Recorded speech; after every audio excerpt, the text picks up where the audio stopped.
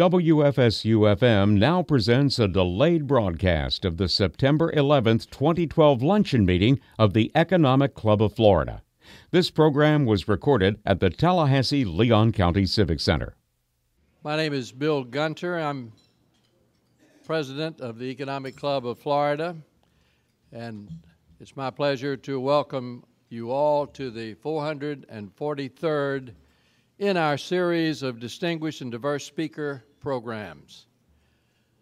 Today, on this 11th anniversary of the horrific terrorist attacks on our country, events so impactful that we can all remember exactly where we were when we heard the news, today we honor the valor of those we lost.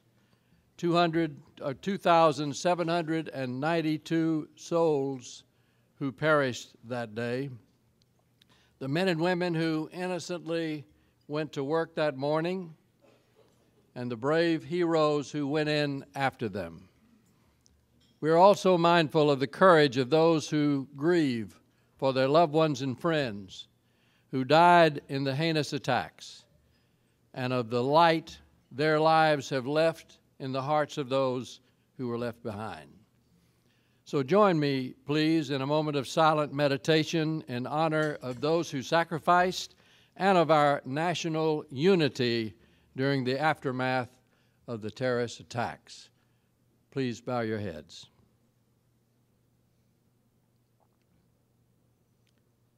We will never forget. Thank you. Please note on your calendars that we have an outstanding program booked for our October meeting. On October the 10th, we'll welcome Florida Commissioner of Agriculture Adam Putnam to our podium. Commissioner Putnam is expected to discuss the economic impact of agriculture on our state, agriculture being number 2 only to tourism as an economic engine here in Florida.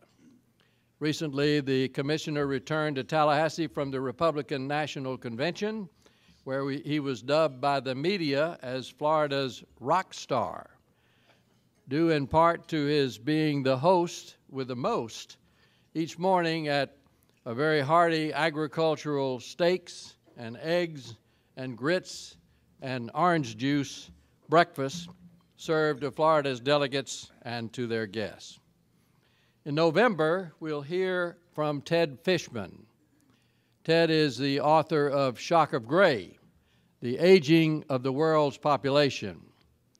Ted will talk about the economic and political impact of the graying of Florida. And as I look out on this audience, I believe there will be some interest in that subject. I do want to remind the non-club members here, our guests, if you will, that the Economic Club of Florida is open to new members. If you're interested, please contact a club member or an officer, and they'll help you to sign up. If you want more information about the club, check out our website at www.economic-club.com. Now I'd like to introduce the head table. And please remember to hold your applause until I've presented the entire head table. Beginning on my left and your right is George Smith, Jr. George is a shareholder with the Bryant Miller Olive Law Firm, where he represents numerous cities, counties, and school boards issuing tax-exempt bonds throughout the state of Florida. He's handled transactions as small as a $32,000 issue, which he did on a pro bono or no-fee basis following a hurricane, and a transaction as large as $3 billion, which incidentally he didn't do pro bono. George graduated with honors from FSU Law School and has been active in numerous civic and community projects, including the Alliance for Better County Schools, the Ronald McDonald House, Leadership Tallahassee, and he's currently helping with the Goodwood Jams concerts. Next to George on my left is our distinguished speaker, U.S. Ambassador Allan Katz, His Excellency, who will be properly introduced in just a moment. On my far right is Blake Dowling. Blake attended Maclay High School here in Tallahassee and the University of Florida, which is a true mark of distinction. He ran his own business in Gainesville called Gator Stompin'. I got to get more information about that. Upon graduation, he moved to Atlanta and worked in the entertainment business as an artist manager. One of his gigs, he worked with platinum-selling recording artist Sister Hazel, among others. In 2002, Blake began working in the world of technology, where he has been eminently successful. He currently serves as Chief Business Development Officer for Aegis Business Technologies of Tallahassee and is a relatively new member of our club. He's teamed up, incidentally, with President-elect Kim Dixon on our membership committee and is also helping to update our club's website, and we thank you for that, Blake. Next to Blake on my right is George Avant. George is a sixth-generation North Floridian and president and managing partner of Avant Financial Group, a full-service financial planning firm. He's been a financial advisor for some 27 years and has taught numerous money management and retirement planning courses at FSU, TCC, and the FSU Panama City campus.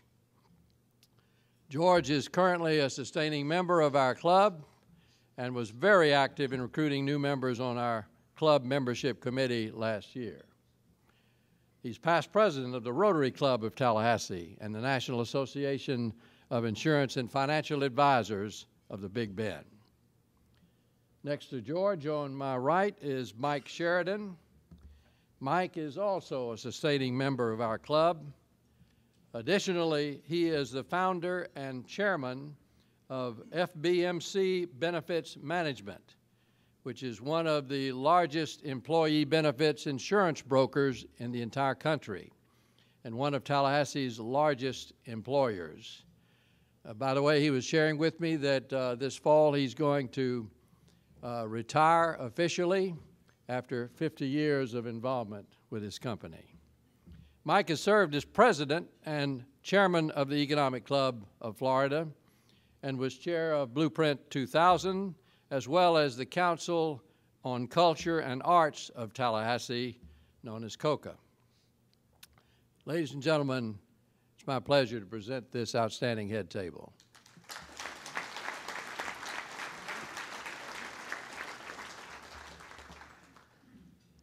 One of the perks a person like me has with a 20-year career in government service is to see a colleague like United States Ambassador to Portugal, His Excellency Allan Katz, rise to the highest levels of such governmental public service. I was proud to have found Allan way back in the 1970s and to persuade him to join my congressional staff in Washington, D.C. Then in 1976, when I was elected state insurance commissioner, I sought out Allan to come to Florida to serve as general counsel of the Department of Insurance and eventually as assistant insurance commissioner and chief of staff. Ambassador Katz used to call me Your Excellency, but now I call him Your Excellency. No one could have been better prepared or more deserving of the prestigious ambassadorial appointment than Allan. He had served in the highest congressional staff positions in Washington.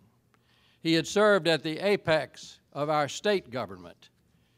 He had served as commissioner for the city of Tallahassee from the year 2003 to 2009. I will always remember his leadership and intelligent policy advice during the course of our service together in government.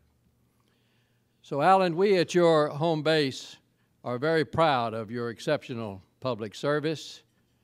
We are proud of the honor that you have brought to your state and to yourself. We are proud of your presidential appointment as Ambassador of the United States of America, a post that is obviously vital to the security and well-being of our nation. And we are very excited that you've come home to speak to us today. Welcome home.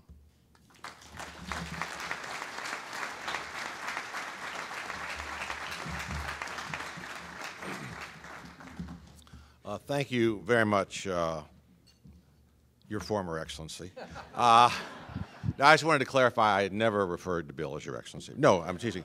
And the other thing I wanted to sort of clarify, because I look around the room, and I see many people that I have known for a long time in a variety of different places. And for some of you, I want to give you one word of assurance, and that is that currently, in the position that I'm in, I am covered by the Hatch Act. That means I can't ask you for any political money.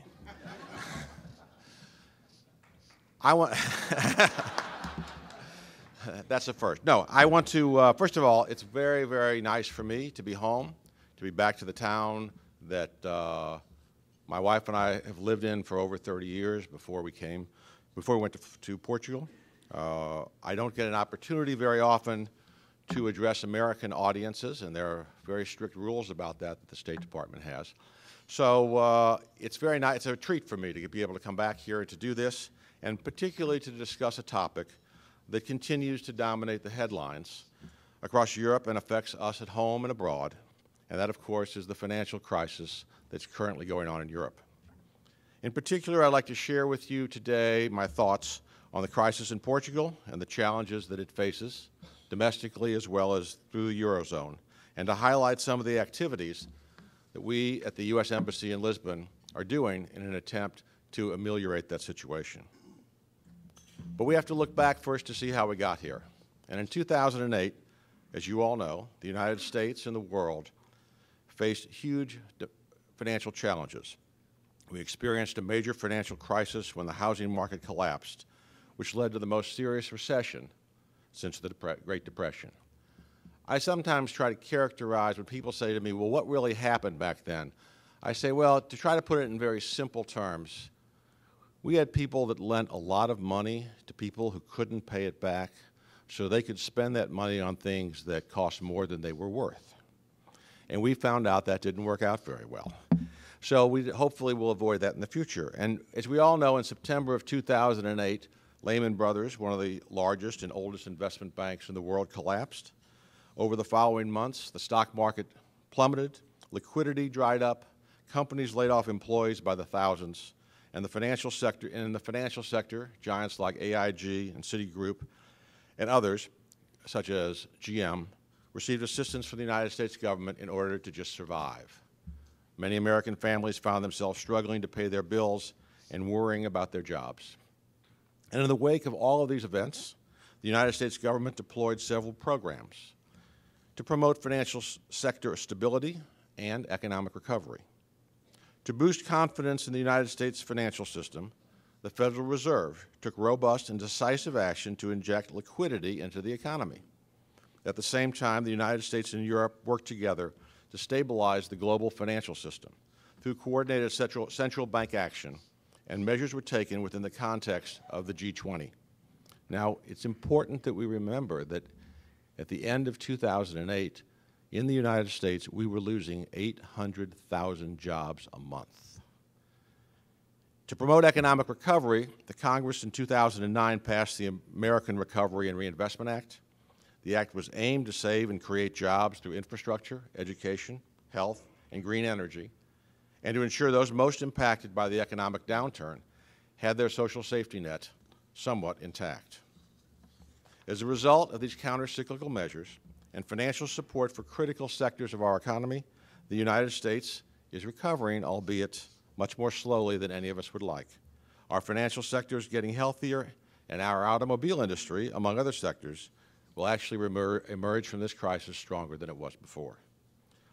But the recession also showed us firsthand just how closely the global economy is linked. Concerns about the health of United States financial markets and key credit institutions led to a tightening of credit around the world and slowed economic growth in the United States as well as Europe. However, unlike the United States, Portugal, as well as other Eurozone countries, was not able to employ robust countercyclical policies because they are part of a monetary union with no system of commensurate fiscal transfers. Portugal's economic difficulties actually were not rooted only in the lack of fiscal discipline or a credit-fueled bubble.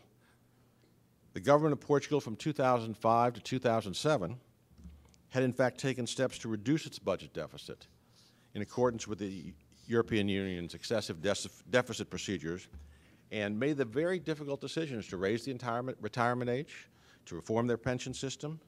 They retooled their economy towards science and technology because they realized that in the future that was the way they were going to be able to grow. They reduced their deficit as a percentage of gross domestic product from 7.5% in 2005 down to 2.8% in 2007. However, Portugal found that its competitiveness had waned after years of cheap credit after the formation of the Eurozone, which helped lead to a consumption-based economy with a large non-tradable sector. Moreover, Portugal's fiscal deficit sharply increased during the global financial crisis of 2008-2009, which added to its debt burden and undermined investor confidence. Given these constraints, the government of Portugal was compelled to seek financial assistance from the EU, the IMF, and the ECB, which is commonly known as the Troika. This was done last year as it was cut off from capital markets. I think what's important and was important to understand is this, is that Portugal's situation was different than Greece, and it's different than Ireland and different than Spain. There was no housing bubble in Portugal. What you had in Portugal essentially was an economy that wasn't very competitive, and they had made a series of adjustments in an attempt to change the nature of what they were producing. And things were moving along relatively well until they ran into a worldwide recession. Now remember, the size of the Portuguese economy compared to Spain, they're probably 1/4 of the economy of Spain. So once you're a cork, they in effect are a cork in that stream that was moving down. And in many ways, their best efforts really were not enough to help. Also, you had at that time, if you can imagine this, a minority government running the country. Now because it's a parliamentary system, and all parliamentary systems are slightly different, the way it was in Portugal was the largest party still only had a minority of the votes in the parliament. So every time they reached a big issue, the prime minister had to negotiate with the other parties in order to make sure that they either abstained or that they joined him in voting for the budget. And basically what the government was doing, and this is sort of interesting for those of you that have some knowledge of European history, the government was the socialist government. And you might think, oh my God, they must have been a bunch of left-wing nuts. But the reality is they proposed austerity measures that were almost identical to the ones that were negotiated by the Troika ultimately when the bailout came. But the problem was that politically they were unsustainable. And ultimately the government fell, new elections were held, a deal was worked out with the Troika to provide Portugal with 78 billion euros worth of access to money to refinance their debts as they came due, because the cost at a rate of about 5.5%, because going into the market the rate was an unsustainable rate. The market was charging, the risk premium was too high, they could not afford, frankly, to do that. So what happened, though, what was interesting about the election is that you had the center-left party, which were the socialists, you had the center-right party, which were the social democrats, you had the more right-wing party, which was the Christian Democrats. And what's interesting in Portuguese politics is this, is that the right wing of the right-wing party is sort of roughly equivalent to, ideologically, Arlen Specter, okay? Now, you also, if you go to the left wing of the people in the parliament, because they're still there, they're represented by basically like Leon Trotsky. In that the Communist Party of Portugal still gets about 7% of the vote. But what was important was this, is that here you're in the midst of a very difficult time, and you hold an election, and the three main parties, all preached austerity. Everyone said, we're cutting government benefits, we're going to raise your taxes, we have to we have to do something about this economy. And in the aggregate, they got 85% of the vote, which gives you an idea, I think, a window onto the political culture of Portugal, which is a little different, to say, than some other places that we know. But after about a year, it's been a year since they requested help and received help. An election was held. A new government was elected. This was the center-right parties were put together a coalition. And what they've done is this. The deficit in 2010 was 9.8% of GDP. In 2011, it was down to 4.2%. To help cut the deficit even further this year, the government has raised additional taxes, and they've slashed public sector salaries. Now, we live in a public sector town here. This is a government town. Every public employee in Portugal received a 14% pay cut. And they reduced the number of civil servants through negotiated severance. And this past Friday, the Prime Minister also announced that the government will cut taxes on employers in an effort to increase Portuguese firms' cost competitiveness. Now, Portugal has also made strides in addressing some of the structural rigidities that they had in their economy. Particularly, they've implemented their first comprehensive revision of labor market rules, which are aimed at which was aimed at introducing some more flexibility into one of the Eurozone's most protected job markets. And they hope the new measures will increase the flexibility of working time arrangements, reduce overtime pay, and reduce the number of public holidays, vacation days, and ease the legal restrictions on dismissals. And some of these will help improve productivity and incentivize hiring and foreign direct investment. And in the meantime, the government has also enacted policies to help support employment, namely through a package of incentives for employers to hire and train formerly unemployed workers, particularly young people, 1 out of 3 whom do not have a job. Portugal is also overhauling its judicial system and implementing new laws aimed at improving business confidence and promoting fair competition, reducing excessive rents, especially in utilities and network service markets. And the government is consulting with stakeholders on a new comprehensive legislative package, which is going to be introduced next month to streamline the court structure and improve efficiency in the resolution of civil and criminal cases. Now, an insolvency law was passed, which was intended to facilitate the rescue of viable firms and the unwinding of bankrupt companies to promote the quick resumption of investment. I met with the finance minister of Portugal, who actually had spent a lot of time in the United States, and he told me, he said, you in the United States are the kings of bankruptcy. Now, he didn't mean that as an insult. What he meant was that we have a system where if a business fails, we have a process it goes through, and ultimately people can come out the other end. He said, our problem is we have these zombie businesses. They follow people around forever. Just because you are out of business doesn't mean that your obligations to the employees in that business end. And if you don't have any money, that doesn't mean that your parents don't have any money. So what happened was, and on top of all of that, there's a huge social stigma connected with failure. I tell them we in the United States know very few successful entrepreneurs who have not failed at least once. But inside the social situation in Portugal and Europe writ large, it is a much bigger problem. Now, they're changing the bankruptcy laws. We're working with them on this, and we happen to think that we're making some progress. I explained to them we can help you on the fiscal side. The social stigma, you're going to have to work out yourself. But I think that a variety of these things hopefully are going to inject confidence. And I will tell you this, that the Troika has had 6 reviews of Portugal since they received their first tranche of money. In every case, what has happened is they have said, Portugal is doing what they said they would do. Portugal has done, and it has been extremely painful. I mean, you have a contracting economy, and what you're doing is you're taking people who worked for the government for years, and you're telling them they're getting 14% less, or they don't have a job at all. Social services are shrinking, and the real question is how do you sort of get there?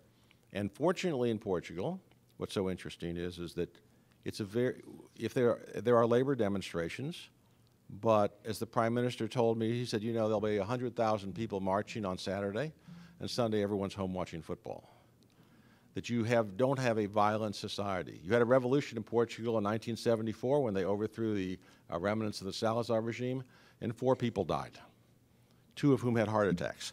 So you just really, it is not a violent society. And so even though there's great unrest in certain quarters and people are really feeling this, really, and what they're really going through is this. If you look at the arc of the social contract in the United States, and you start at the New Deal and you work your way up to the Great Society, and from there you work your way over to President Reagan and beginning to move in a different direction. This was a long period of time from the advent of the Reagan administration to the end of the Clinton administration when a lot of these things began to change. We had 20 years to adjust to it. The Portuguese have had 2. And they started off where the government represented 50%, government spending represented 50% of the GDP. And they're trying to get it down to 42% in a year, and that's not easy for those of you that deal with budgets of one kind or another. The other problem that Portugal has is that its economy is very tightly linked to the rest of Europe. Spain is their biggest export partner. They export more to Spain than anywhere else in the world, which was fine for a while. But now Spain is going through enormous problems. Their economy is contracting. They're projecting over 3% this year. Spain has an unemployment of 25%. I mean, can you imagine 25% unemployment? And what you have there is, so for Portugal, which was basically attempting to dig its way out of this problem with exports, this creates a problem. Fortunately for Portugal, they have very good relations with their former colonies in Angola and Mozambique, both of which have very large growing economies, and a lot of exports are going there. I think that the efforts that the Portuguese government have made will give them more time. I believe that the original plan was that they wanted to return to the public markets in 2013, which I think is unlikely. But I think that because they are going through with the Troika what they're supposed to be doing in terms of cutting spending and raising revenue and doing a variety of things to attempt to grow some jobs in their country, that they will be given some more time. And I think it's really important, too, that people understand the term bailout and what it really means. What's really happening is this. What happened to Portugal was they were borrowing money. They couldn't borrow money that cost less than 8, 9% in the open market. So what happened is that the European Union came up with a program which allowed them to borrow the money at 5.5%. Now, if you assume they're going to pay the money back, the actual cost of the program is the 400 or so basis points that was the difference in terms of the time value of money during that period of time. If you use Greece as an example, then the money's going to be all gone. But I think that the reality, because Greece, as we all know, has already enforced about 100 billion euro haircut on investors. But I think the difference here is this. Portugal is a country where to default, to ask for a write-down, like Greece did, is culturally so, it would be the last thing they would do. They would never look around and say, well, you know, the Greeks did, that's a pretty good deal, we're going to save a few bucks, you know, let's go do it. It's not part of the culture. I've been told this by several people in the government, outside of the government. It would be the last thing that they would do. And I think that if you wonder whether or not our economies are linked, look what happened last Thursday. Last Thursday, the European Central Bank announced that they were going to start buying sovereign debt. And what happened to the Dow Jones? It went up 200 points. And it went up 200 points because it was a very dramatic statement by the chairman of the ECB, and it demonstrated, I think, in many quarters for the first time, a comprehensive approach to that the euro is going to be saved. And I think that we in the United States it's very important to us that the Eurozone prospers. They are our largest trading partner. If their economy is shrinking, they're buying less of our products. If they're buying less of our products, fewer of our people are working. So if you think that it's really their problem over there, the answer is, well, no, we may not like the way they got to some of the places that they got, but the reality is that if we don't figure a way out, we're going to have a bigger problem. Because ultimately, at the end of the day, Europe is the place that we call when there's a crisis in the world. They are our partners in NATO, which is without question the most successful alliance in history. We depend on NATO and our European partners, not just for what it was originally set up for, which was to keep the Russian tanks from coming across Central Europe. We use it in Libya. we will ultimately use it in a variety of other places because it is the one alliance we can rely upon. When there is a disaster in the world and we need humanitarian assistance, who goes? The United States goes and Europe goes. It's common values, it's a common heritage, and what happens here is this. It is for Europe to meet its commitments under NATO, which they have very well in places like Afghanistan and in Bosnia and other parts around the world, they need to be able to have the money in order to do it.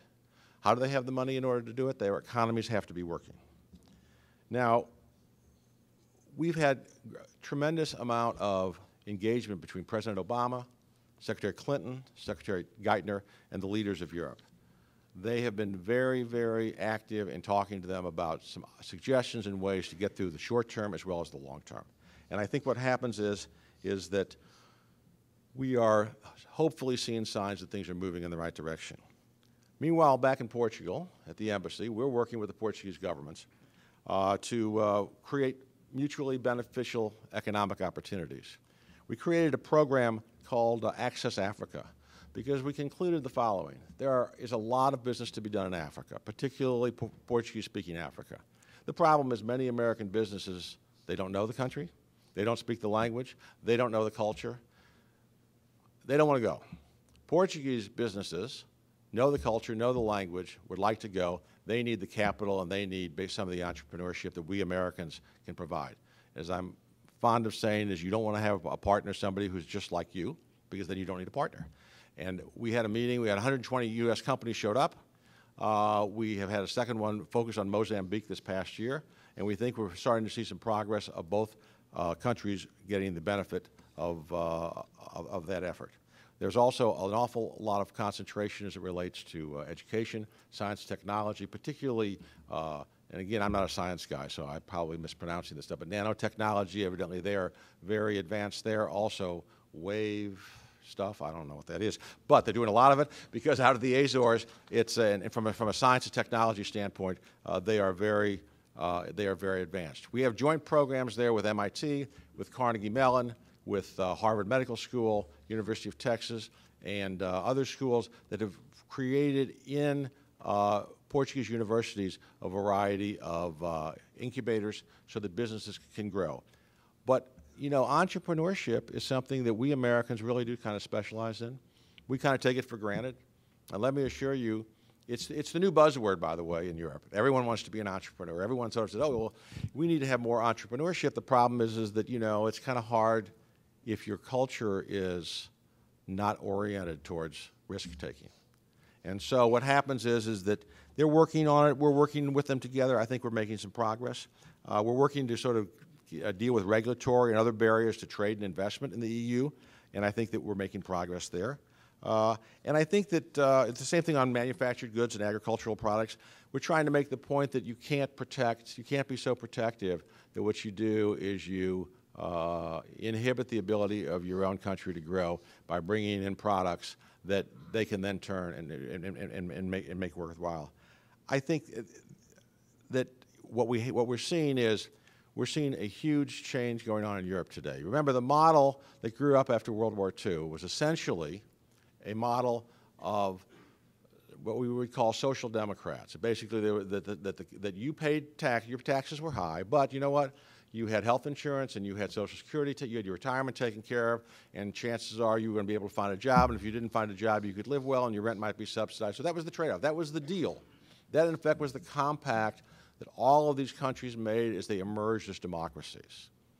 And now the problem that we have is this. One, they can't afford it anymore. They just, you cannot continue to do that in the competitive world within which we live. And the reason for that, of course, is this. If you only consume what you make in your country and you sell everything that you make in your country, you can basically do it any way you want because it doesn't really matter because there's no real competition that's any different than the way you're doing it. But that world doesn't exist anymore. And so what's happened is it's a very painful process to watch this happen. But it's a very important process that they're going through. And there are going to be some, you know, they're going to get it right sometimes, they're not going to get it right sometimes. But we have a real interest in making it work right. One other thing, the most sobering conversation I've had recently was with the ambassador from Spain to Portugal. And we were sitting there and he was talking about the crisis in Spain. And he said, you know what really worries me is that we in Spain always viewed prosperity as a product of democracy. And I said, does that mean what I think it means? Which means that if you don't have prosperity in your country, you take another look at whether you want to have democracy. I said, because we Americans, we take a lot of things for granted. We are a very young country, but we are a very old democracy. We worked through a whole bunch of these things back in the 19th century with what they call the Civil War. We worked a whole lot of these things out. We have democratic institutions that have deep roots throughout this country, whatever our other problems might be. That's not true in Europe. And it is something that I think we all need to be very, very conscious of, because we look to Europe, as I said earlier, as our partners. And if they suddenly look a different way, then I think that life for all of us will be difficult. Now, tomorrow's two important things are going to be announced. The German court is going to decide whether or not the German government can participate in the bailout program, which, if the answer is no, needless to say, it changes everything. And also, the ECB is going to announce their proposal for regulation of banks in Europe. And we understand their initial proposal will include all banks, whether or not you're in the Eurozone. And so you can imagine how much fun that's going to be. It's kind of like if you had a bunch of, those of you who remember back in the 80s, you had all these state regulators who regulated all the banks, they regulated all the savings and loans. Everyone thought they were doing a bang-up job, and then things didn't work out so well with the savings and loan industry. Some of you remember that? At any rate, and the feds basically took over the regulation. And that's sort of what we're dealing with here. The only difference is that it requires, all these things require unanimity. So if you think we have problems sometimes, can you imagine if you had to have a unanimous vote every time you wanted a big policy change? Life would be difficult. At any rate, in closing, let me sort of just assure you that in Portugal, your diplomats in Portugal and those working throughout Europe, we're going to continue to engage closely. We see Europe as our allies and as our friends. We want to foster policies and opportunities that create and nurture the mutual prosperity between the United States and Europe, because I truly believe that if we become so insular that we believe that it doesn't matter what happens to them, that the cost to us will be gigantic, and we will rue the day that we did it. But I want to finally say this. This is a pleasure for me to be here. As you may have noticed, I enjoy talking about these things, probably too long. And I'd be happy to entertain any questions. But let me just say it's great to be back in Tallahassee. And I appreciate the fact that you all also got me a couple days where the weather was fairly decent. Thank you very much.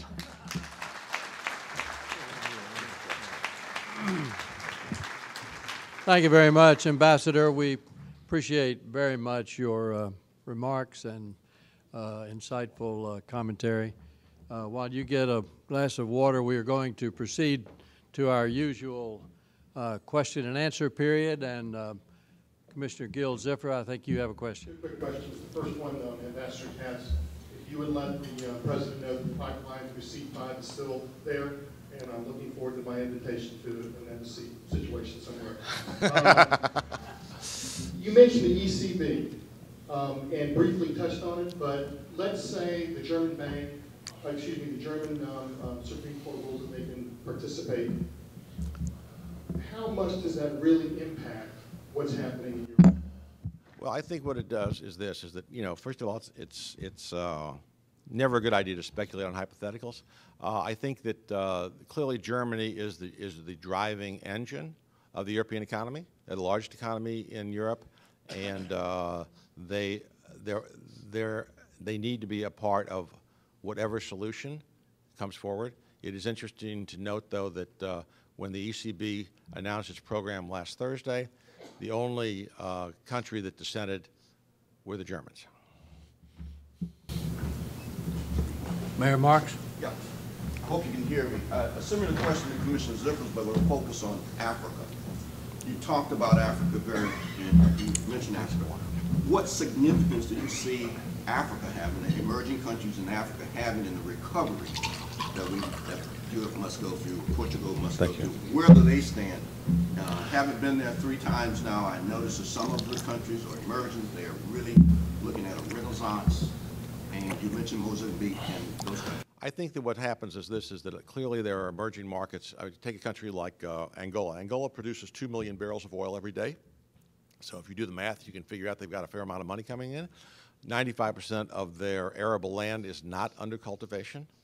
So there are tremendous opportunities there. Mozambique has tremendous mining deposits, and there are all kinds of opportunities there. They also have discovered, as we have this, the gas, if anyone can get the fracking right, I think it's called fracking, right?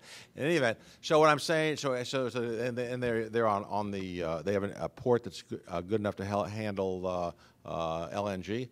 So I think, look, Africa's an emerging part of the world. They are more buyers, we are sellers. Seems to me it's a natural. David? Oh, I'm sorry, go ahead. Thanks. I had the pleasure of being with Louisville. I was listening about 5 weeks ago, about a week. Very good people, very nice people. Great place to go visit. However, we did, my friend and I did observe that the maintenance of the infrastructure and the assets was a bit lacking, both like in the museums and also the physical infrastructure. And it seems to us at the time, that was a recipe for increased costs down the road just to maintain what they had from the borrowing they did in earlier days. Can you comment on that? Yeah, I think that you know what you always see in any, whether it's a city in the United States or a city in Portugal or anywhere else in the world, when funds get squeezed, what happens is you defer those things that you don't absolutely have to do. I think that what's important to understand is that for a country like Portugal, they invested hugely in infrastructure when they joined the Eurozone, and the reason is that for the first time they could borrow money cheaply because they couldn't devalue their currency. The risk premium therefore became very little, and as a result, and they built an enormous amount of infrastructure. The problem is that it costs money to maintain infrastructure. By and large, I think they're doing a decent job, but I understand what you're saying, and I think it's a good point. Ambassador, welcome home. I was going to talk about oil and gas. You covered that relationship there, so you did very well. But since I was up, I thought I'd just shift gears and ask you to just personally reflect on American living in Lisbon and that kind of experience on a day-to-day basis and just lifestyle type of things like that, other than what we might experience as just a visitor for a short vacation or something. Okay, first of all, of course, you have to understand when you're the ambassador, everybody's nice to you, okay? And so you have to recognize, and we do recognize the fact that this is a very unique existence that we have. I will also tell you that as wonderful an experience as this is in almost every way, and before I went, I thought the idea of having staff at the residence and someone to drive you everywhere and sort of would really be a wonderful thing. And you know, about 80% of the time, it's really great. And about 20% of the time, you wish they would just leave you alone and go away. The Portuguese people, though, by and large, because when we go out on weekends, and if I'm wearing blue jeans and basically they don't know who the hell I am, people are very nice. The thing about Portugal is this: we don't see very many American tourists there, and I don't really understand why. Portugal is a country that, one, costs less than most of the other Western European countries to go to. The food is wonderful. The wine is spectacular. The people are remarkably nice. It's very safe, and you can get around in English. So the only reason I can think of is that most people don't know it's there. I had some folks who, and I don't know if there's anyone in this room, I won't want to embarrass them, but after it was announced that I was going to be nominated to be ambassador to Portugal, someone said, "What language do they speak there?" Now, you know, we laugh about that, but I will tell you the truth. There are a lot of people who kept saying, "Portugal, is that like part of Spain, or are you living here now and just going over there occasionally?" So I mean, it's really, but it's a remarkable place. And what happens is this: is that you find yourself. Now, let me add this: I have an enormous advantage in that my wife is fluent in Portuguese, and she's fluent in Portuguese because she was in the Peace Corps in Brazil a long time ago. Now, people always say, "Oh, is that why they picked Portugal for you?" And I thought, you must be kidding. You really think that people are that smart about it? No, it doesn't work that way. And also, I take 3 Portuguese lessons every week, first thing in the morning, and I have a staff meeting afterwards, and I always sort of say, "Okay, the hardest part of my day is now over. Whatever you have, is easy compared to trying to learn Portuguese. Like, world peace, we can do that. But what happens is whenever I give a speech in Portugal, I always speak in Portuguese. Not for the whole speech, but for the first part of the speech. And the reason is because I'm in their country. And it's one of those things where, and understand the Portuguese people never expect any Americans to speak Portuguese. They really don't. I mean, and when you do, what happens is it's not like France, which I've spent a lot of time in. I really like France, But I mean, if your French isn't really, really good in France, oftentimes what happens is you get an answer in English or a shrug, a Gallic shrug, a comment, or whatever it is. In Portugal, you have motivated listeners. They are looking at you and they're smiling at you and they're really trying to figure out what you're saying if you try Portuguese. So from that standpoint, which I think is reflective of the society as a whole. Michelle? Thank you. I wanted to thank you, Ambassador, for being gracious and being part of TCC's International Student Days. Thank you for that. And you were also talking about working with other universities. I didn't hear, now maybe it was my ears, but I didn't hear FSU or FAMU in that, and was wondering how we could work with you and bring that course piece back home. And then secondly, just to say Michael was up here, could you talk a little bit about renewable energy and Portugal? Thank you. Okay, as far as the universities are concerned, I have spoken with the heads of all those places and offered our assistance. And frankly, we haven't made much progress, not because everybody, I guess, has been very busy. And so I think that what happens is there is a very strong move afoot, and this is, I would sort of commend to all the people connected to universities or here, or who have children or grandchildren who would like to see study abroad. Portugal, Europe last year had 160,000 American students that studied in Europe. 263 were in Portugal. That's 13 more than Iceland, okay? Which means, now the good news is the average cost of a semester of tuition at a university in Portugal is $1,500. So we are working with the Luso-American Foundation to find a provider that will pull together Portugal as one of the options to universities. And if there are anyone here from any universities that would like to pursue this, let me know. We'll move forward. As far as renewable energy is concerned, Portugal currently gets 53% of its electricity from renewables.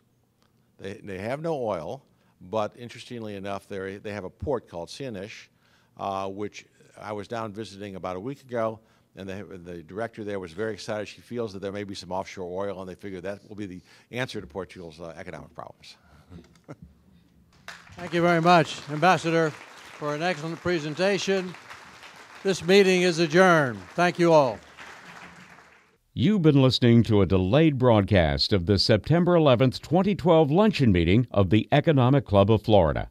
Join us again next time for another luncheon meeting of the Economic Club of Florida on WFSU-FM.